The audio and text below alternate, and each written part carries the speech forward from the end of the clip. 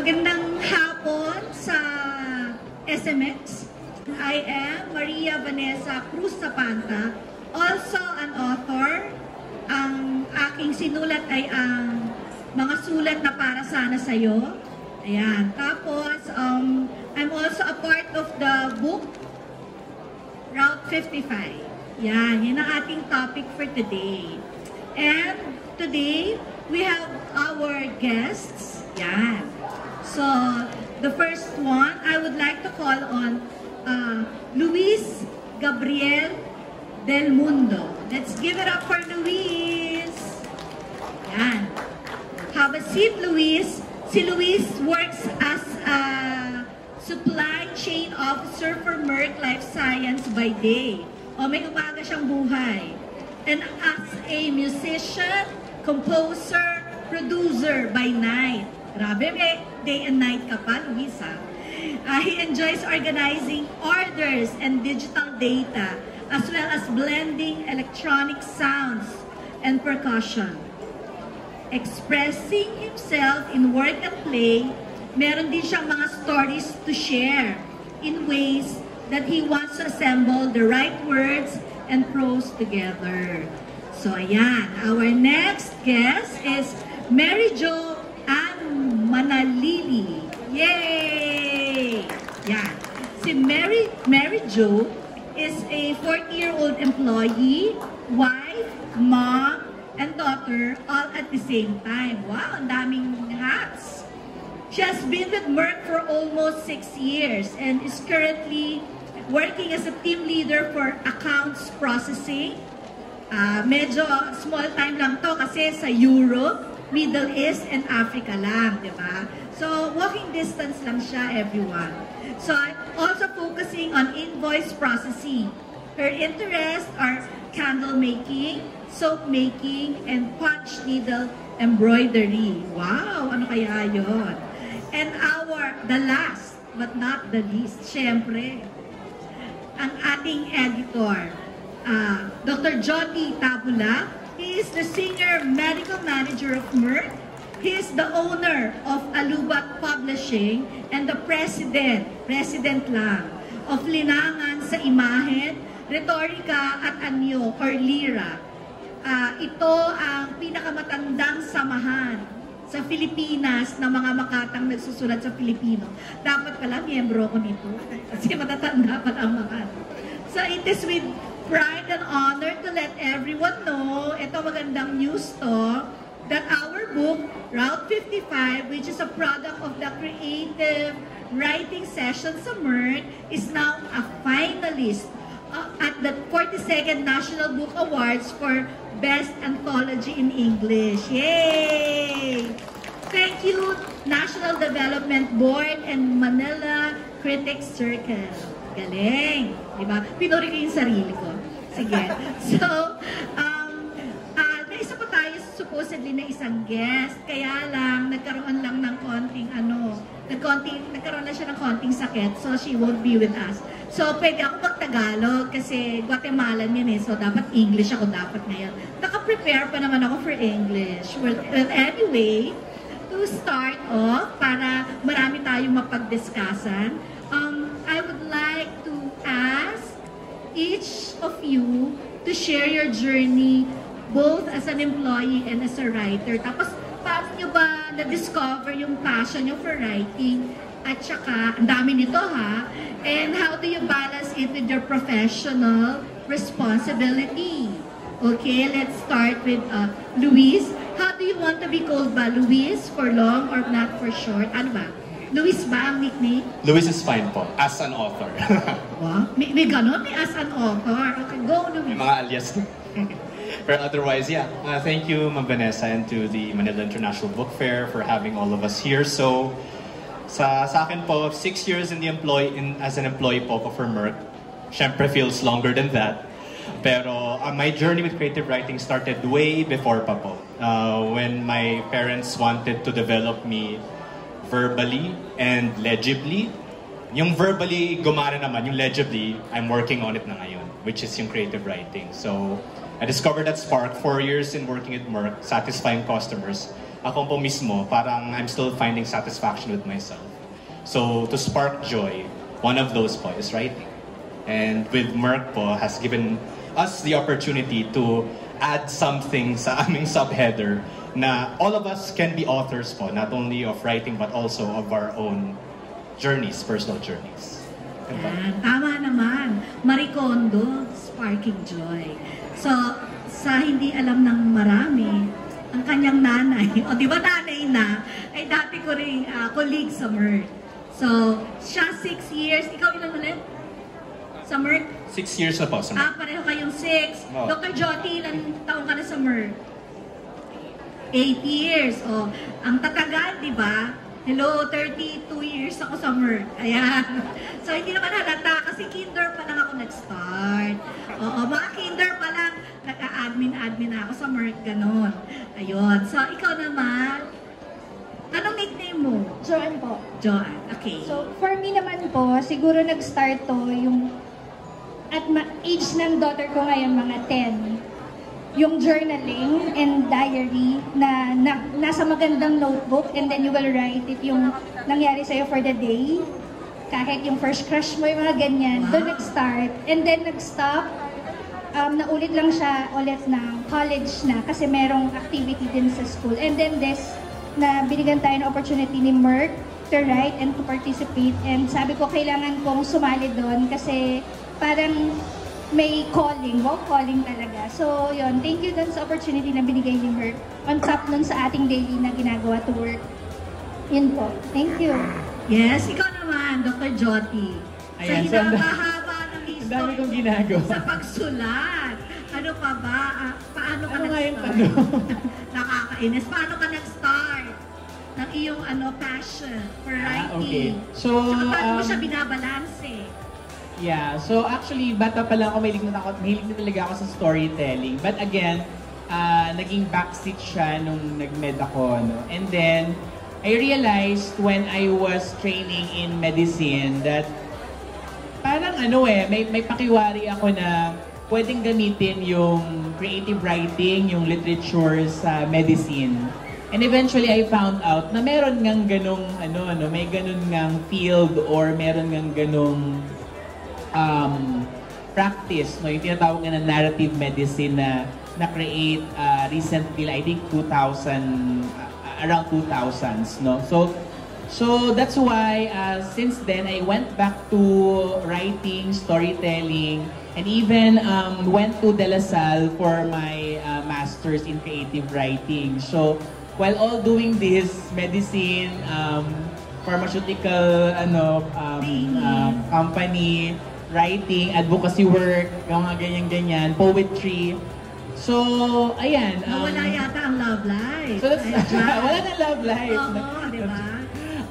Pero I think yun yung maganda, no? Parang everywhere I go, for example, this one that corporate work, medicine, I try to inject yung creativity, creative writing, no? Literature, as part of the work, no, because I think this creative writing can be harnessed also as a tool, no, as a method to improve our work efficiency, no, to reach our goals in the company, in medicine, and even in our personal mga aspirations as a writer. Yan, salamat. Pasensya na kayo, medyo maingay lang sa background. Nililibing yata si Darth Vader. Okay, so ngayon, ito nga yung book namin na produkto siya ng aming creative writing na workshop. So, lahat sila naging contributor nito. Pwede mo bang basahin yung iyong contribution, Luis? So, kailangan 50, binilang mo ba to? Dapat 55 lang talaga. 55 talaga ang words. O sige. Pagka naging 56 yan, tatanggalin yan. Okay.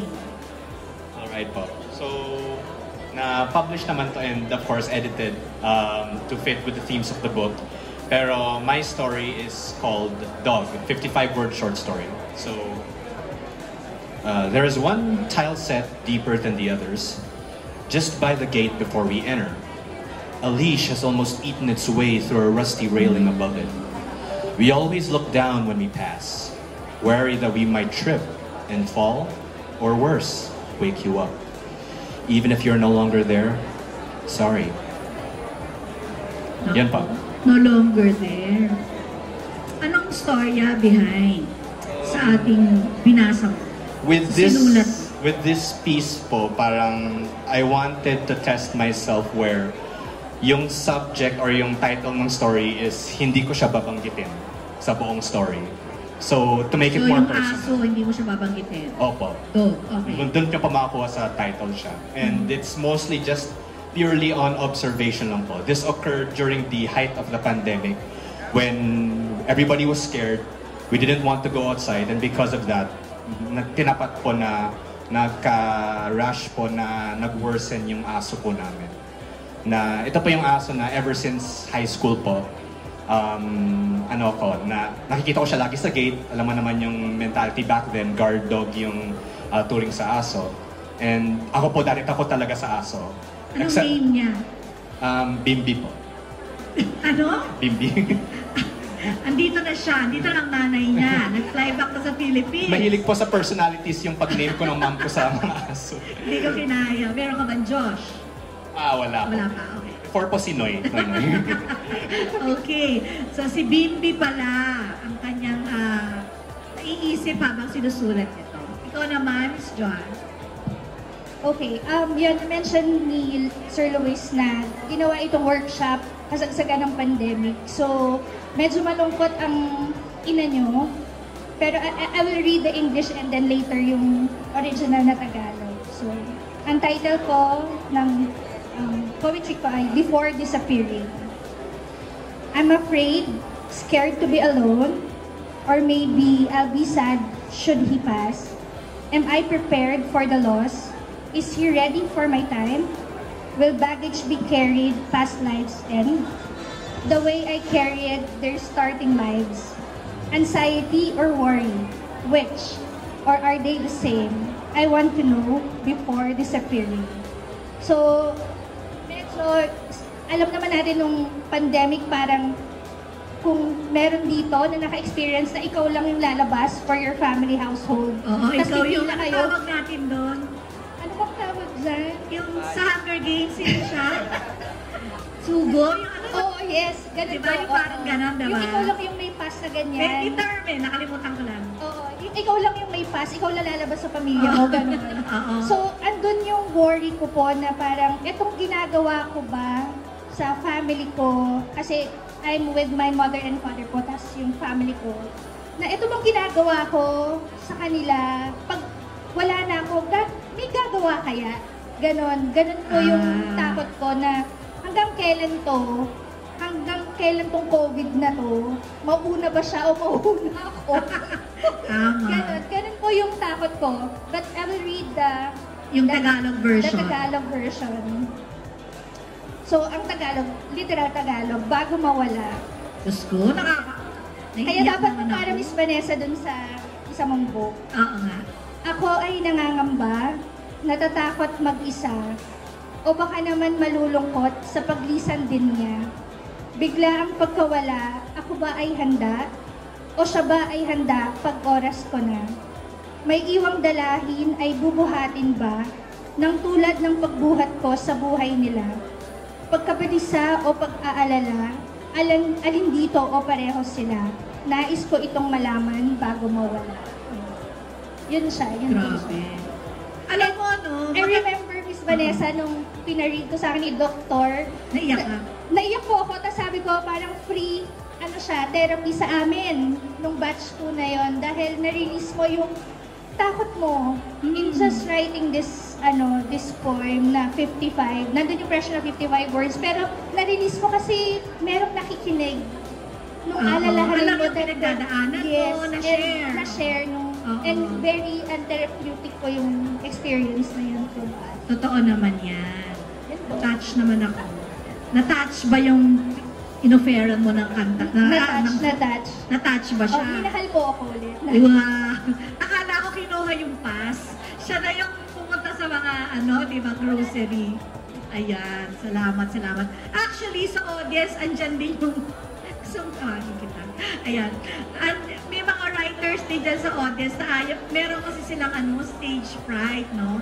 So, I would like to acknowledge also Miss Gratch de La Peña. Yan. Na nandiyan sa audience na dapat kasama siya rito, hindi yata siya nakapagpagawa ng gown. Yan. Ayun. So nung ginagawa kasi natin to, di ba, COVID talaga, kasagsagan ng COVID. Kaya, parang lahat kami senti. Oo, nagsisenti kami, parang feeling namin mamamatay na kami, ganun. Kaya, lahat ng mga sinulat namin dito medyo nakakaiyak. Ako nga, ang sinulat ko, pero kasi English na to, yung Tagalog kasi yung maganda nito eh. Kaso, hindi kami hindi kami mai-include sa finalist pagka Tagalog, kailangan all English. Diba? Ako matagalog, Bulakenyo po kasi ako. So, mas comfortable ako with Tagalog. Yan. Ang title ko dati, Bubong sa Bubong. Ito, Rooftop. Pero actually, naiisip ko dito yung kanta na Up on the Roof. Basta, yung mga matatanda, alam nila yan. So, ako, basahin ko kahit hindi nila ako ina-ask. Kasi marami pa namang oras. Ayan. I climb up to our rooftop. Pero not possible talaga to kasi hindi naman maaakit talaga yung rooftop namin. Because during COVID, that's where it's most safe. There, I am alone and far from danger. I look into the sky again. A belief persists in my mind. While I gaze at the stars, I hope you're looking at them too. I am happy, hoping you think of me too. Yan. Parang umakit daw ako pero hindi naman totoo. Parang ako kasi, basta focus ako doon sa, 55 na ba to? Parang doon ako na-pressure. So, ayan. So, hindi naman ako talaga nakakakit sa mga rooftop. Pero, alam mo yun, yung parang lahat ng pinagdadaanan mo, sana alam mo pinagdadaanan din ng lahat ng tao na tumitingin sa langit na, alam mo yun, kasi nga, you're sharing the same sky. So, yun, ganun kami sa work yung bigla na lang kaming makata. Ayan. So, sa susunod, yung so nalaman na natin kung ano yung kanilang mga stories, yung kanilang mga 55 words, diba? So, i-dive naman natin na paano ang creative writing ay naka-influence sa ating professional na buhay, professional lives. So how was writing benefited you in the workplace? Nag-enhance ba siya ng iyong communication skills, creativity, or even problem-solving abilities? How is being creative and creative writing improve our work? O, diba? O, sige, mauna ka naman. Mauna ka naman, Joanne, kasi dadalawa naman kayo. Diba? O, sige. Si editor kasi, siguro po, yung naging experience ko was more on therapy sa akin and stress reliever.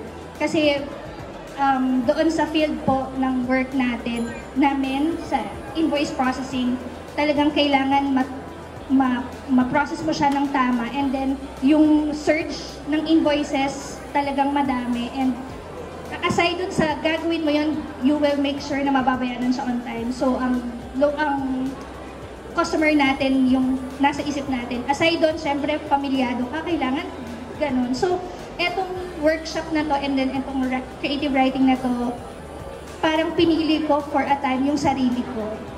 Wow. Ganon. Na parang kahit sandali lang siya, loving myself. Mapili mo yung sarili mo to, to know yourself. Tama.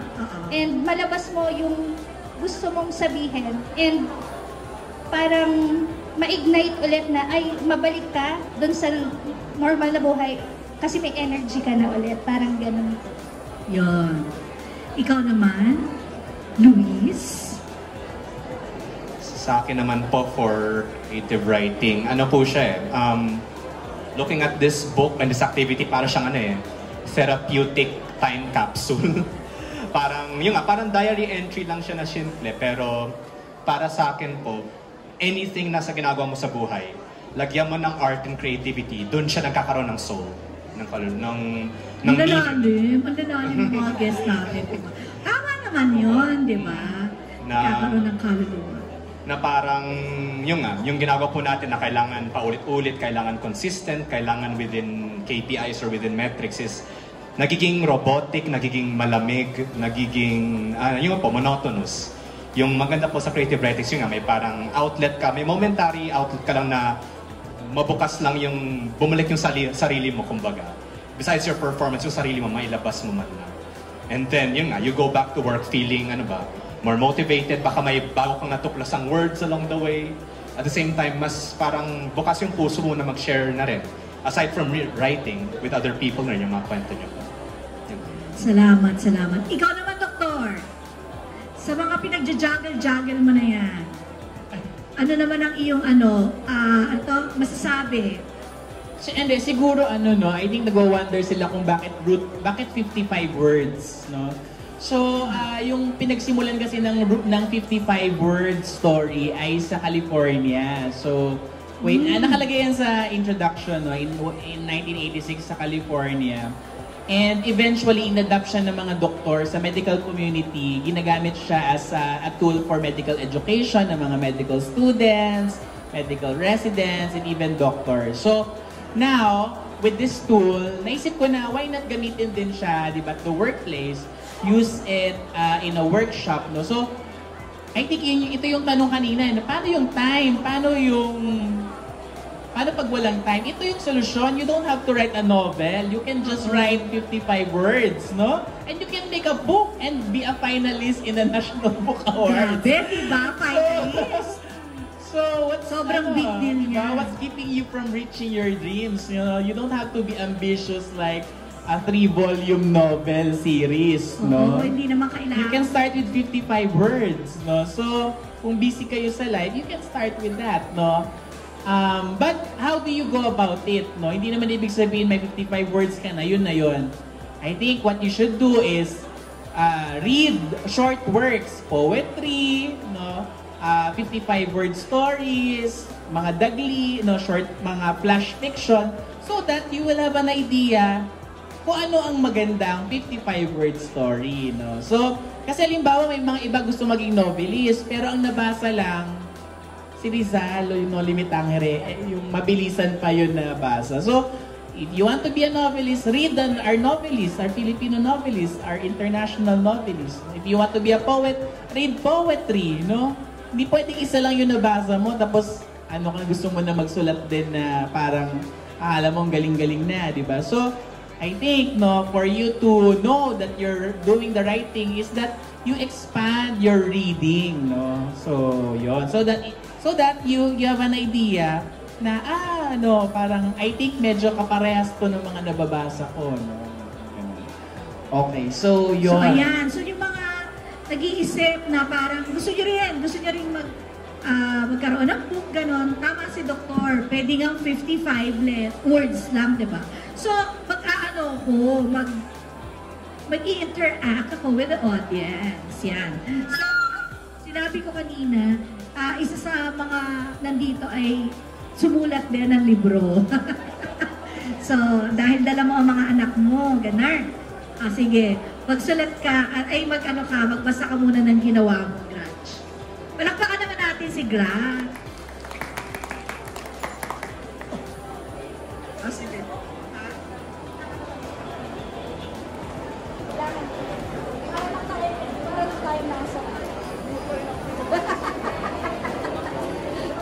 Okay.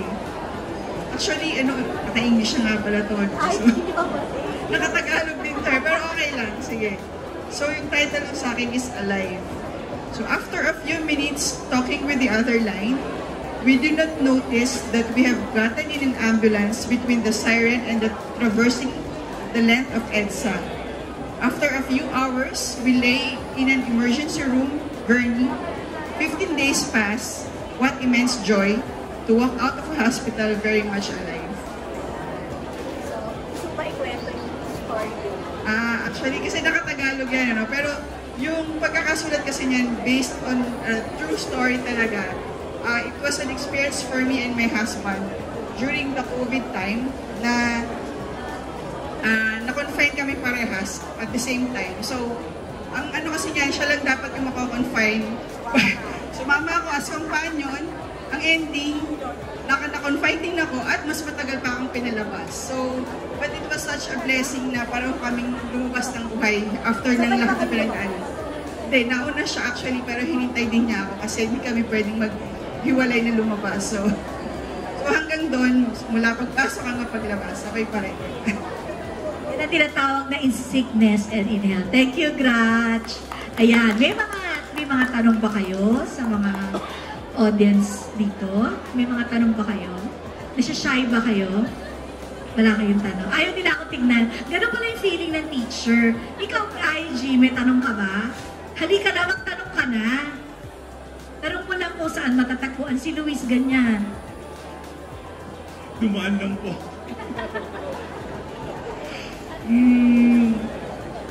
Gano'n po kahirap isulat yung mga 55 words na yan? Kasi pag ako tumitingin, parang hindi ko kayang sulatan siya eh. Kasi parang may bilang siya, dapat 55 lang, pag lumagpas, ulitin ulit. Ay, mabilis ba siyang sulat or paano? Nahirapan ba kayo nung ginawa niyo yung 55 words na yan? Okay, Ayun sige. Po, for 55 words, kung ano ba yung difficulty niya. Medyo subjective po siya, pero kasi yung rule na 55 actually really helps. Marami po tayong, actually baka magtaka po kayo na baka mas madali sa inyo magsulat ng higit pa doon kaysa below 55.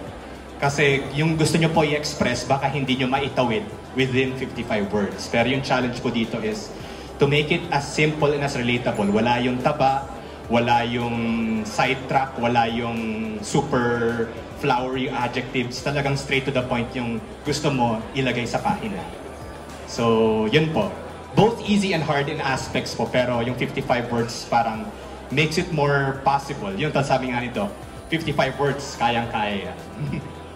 That's what you think. Ikaw, John. Siguro po in addition, nandun ka sa moment po nung workshop na yun. And for me, though pressure kasi limited yung oras po natin, pero naman, parang sinubmit namin or binasa namin within the time frame.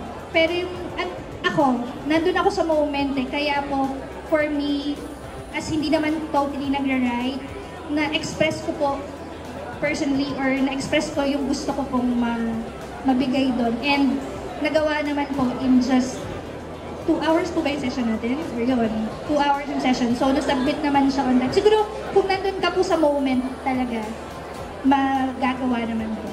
Yun lang po. Yun. Salamat sa inyong mga katanungan. So, balik naman tayo dito sa ating discussion.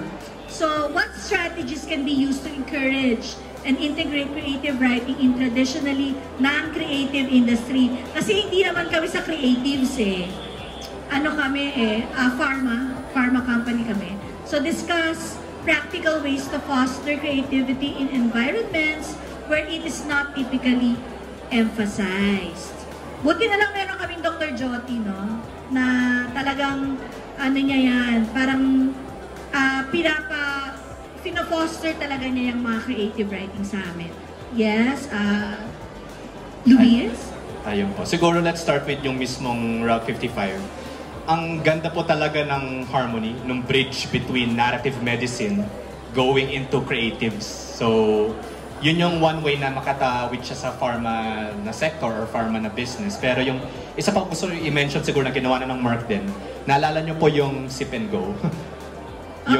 Sip and Go. Yes po. Nag-drawing naman. Nag-drawing. Yung mga hindi pa nakahawak ng paintbrush, siguro buong buhay po nila.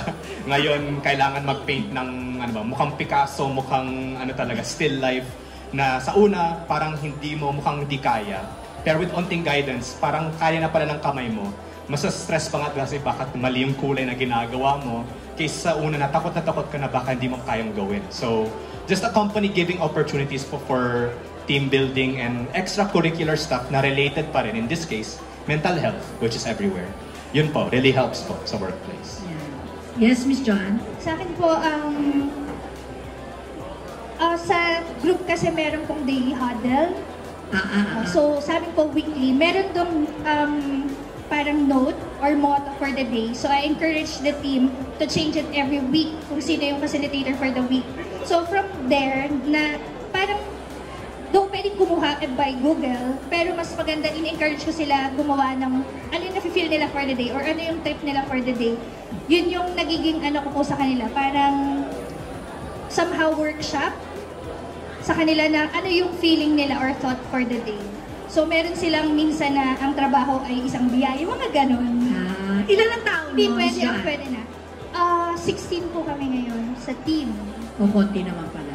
Okay. So, yun, every week po, in-encourage ko sila to change yung motto for the day sa DM para nababasa nila yun. And yun, somehow, siguro makakatulong sa kanila yun on their daily lives. Ikaw naman, Doktor, bilang ikaw ang talagang ano nito, ang aming supremo. Yeah, so actually, as an employee or as a person, you can do it on your own, di ba? I think that's the basic na you have full control of your life, so you can integrate these tools to your daily life. No? If you want to do journaling, if you 5-word story, up to you. No? But in terms of dun sa mismo sa workplace, no, so you need to have a champion who believes in the program. No? So you have to have yung champion nga na who can, say for example, discuss this with the HR or with the leadership team so that they will buy the idea, no? And the good thing is there is enough evidence naman sa may mga studies, no, showing creativity and creative writing as a tool to enhance everything, communication, harmony in teamwork, ganyan. So and even innovation, employee wellness. So may mga proven studies siya that it can really be used or can be harnessed in the workplace. So but it should be, I think, it should be aligned with the strategy of the company, and of course, you should also get somehow an expert, no, or a good facilitator, so that it will be in the right direction. But I think nung time na COVID was a perfect entry point for the organization. Because yun nga, everyone needs this well-being ng mga health and wellness na mga workshops for employees. And the good thing is that Merck is a science and technology company, and so it embraces innovation, and creativity, curiosity, and I think this creative writing is one way to spark that curiosity, within the company. So basically, it's still aligned with the company strategy and objectives, and it's good that now that it turned from a workshop now into a book, and a finalist in the National Book Awards. It's parang it's very gratifying, yes, for the employees to be part of something. Part of the nation building, because this is also part of the book history, diba? It being a finalist in the National Book Award. So, and it empowers them that maybe each of the authors in this small book can be an author of their own single author book. So there's that possibility. For example, you yourself, yeah, produkto po ako ng unang workshop. Actually. Yeah. So we in the company, we had writing workshops, no? We had Bebang C, Adelma Salvador. Yes, Miss Bebang. We invited writers to engage with the employees. We watched movies. I think we had the premiere of Cain and Abel. We celebrate the Linggo ng Wika. Because I think every day we work with language in order for us to communicate clearly with our colleagues. We need to have a good grasp of language, and this language is the core of creative writing. Yeah, and just to tell everyone na sobrang supportive ang Merck with this creative writing endeavors namin, itong mga workshops na to. ba, ako nga yung unang ako nga yung first batch na, parang That's Entertainment lang. Ako yung tsaka yung mga yung mga references ko, very 90s. So since ako yung first na, after ng workshop namin, naging self-published author ako. So ito na nga yung book. Alam nyo ba na yung GM namin, nag-purchase siya talaga ng book ko for everyone to have. Yung ganun siya ka-supportive na talagang naramdaman ko na parang galing naman, di ba? Kasi hindi naman lahat ng kumpanya, ewan ko na nga, Merck lang kasi naging kumpanya ko eh. Isusupport ka talaga dun sa kung ano ikaw. Hindi nila yan tinitignan as something na, ay, ano yan, nakakasira yan sa trabaho mo, marami kang ginagawa masyado. Yan. Hindi nila alam sa Merck na ito ini-enhance ka bilang individual, bilang isang tao.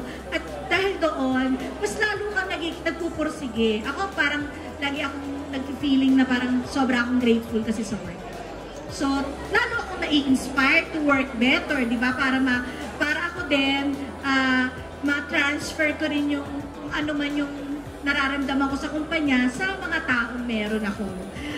Naging bestseller ang libro na to at nasa Harvard din siya.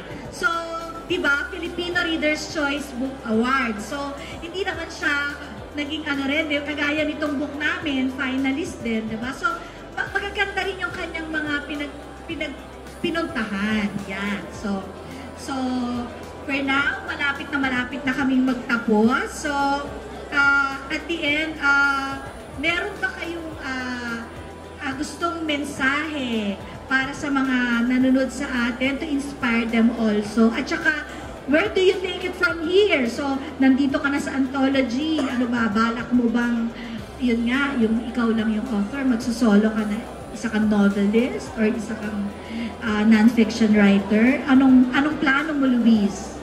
Na-pressure? Biglang kailangan pala ng plano. Off-script na onti Off-script. Pero siguro po mensahe ko lang din po sa anybody, not just aspiring writers or just anybody, na everybody has the right to express themselves po. And the best way or habit or technique to express yourself is to just do it. So kahit na unrefined siya, wrong grammar, probably ilang string of words na may loose thought, the important is you put the action and your emotions on the page or kung saan man lang naglagay.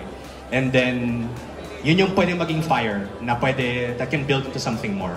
In my case po, ayun po, with sa story ni Miss Vanessa and sa activity ni Sir Doc Joti na anybody can be their own author. I might give it a shot po.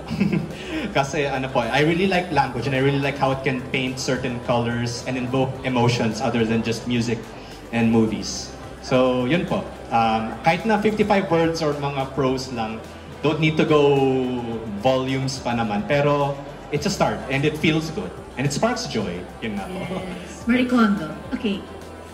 Miss Joanne? Siguro po, yun, anybody can start writing. Ako nga na-mention kanina na Miss Vanessa, 40 years old. Pero ginawa ko to 38, ganyan. Pero yun, hindi siya kung ilang taon ka. Pero kung kailan kung kailan mo mararamdaman yung joy or yung spark na yun to write. Because iba-iba tayo ng feeling every day. And pwedeng yung feelings mo today will heal you or heal somebody else. Para makatulong din to, yung therapy, lalo na sa changing times natin. Hindi natin alam kung kailan tayo kukunin ng liwanag. Oo, wag naman. Asa ba liwanag? Pero naman nasa akin. For those na gusto mag-start, just write a note, diba? And it will help to help yourself. Yun lang po. Yan. Ikaw, Dr. Joti, may mga programa ka bang? Wala naman. I think I want to promote the book, no? Yes. So the book is available sa Diyan. the Indie Publishers Collab PH. So the book is composed of yung 55 word and an artwork made by also Merck colleagues and their families, no? Yeah. So during the pandemic, so meron siyang 1:1 yung ratio nung painting and nung artwork tsaka nung story. So if you're interested, you can get copy dun sa sa Indie pa yan, that corner. Yun po. Indie Publishers Or Collab PH. approach any of us. Tapos, we can have it signed for you. Yan. Oo. Okay. So, pwede kayo bumili. Tapos, mga authors, pamigay natin sa Pasko, di ba? Minsan lang yan. Hindi everyday nagkakaroon tayo ng librong maisusulat. So, unfortunately, that's all the time we have today. I want to thank our incredible panelists. Yay! Palakpakan naman natin sila. Para sa pag-discuss ng ating mental wellness during the pandemic and nag-develop sa the author in us. Nakakatuwa naman. And thank you to our wonderful audience for being so engaged. I hope today's discussion has inspired you. Yan, na-inspire sana kayo to explore creative writing, whether in your personal life or within the workplace. Enjoy the rest of the 2024 Manila International Book Fair. Good day, everyone! Route 55 and mga sulat na para sana sa'yo. Okay. Picture down. Picture. Kailangan pa may books.